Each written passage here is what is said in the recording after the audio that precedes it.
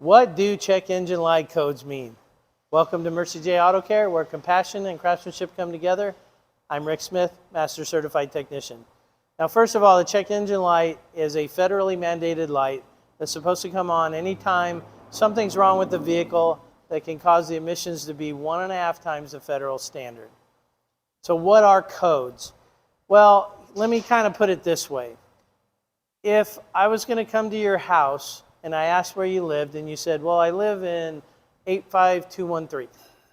Well, that would be your zip code and that would give me an idea of where you live, but I need a little more information than that to get to your house. And so that's kind of what check engine light codes are. They give us a general idea, but we need to find out a little more specific. This 2012 Dodge Caravan is a perfect example. It had a P0302, which is a misfire code.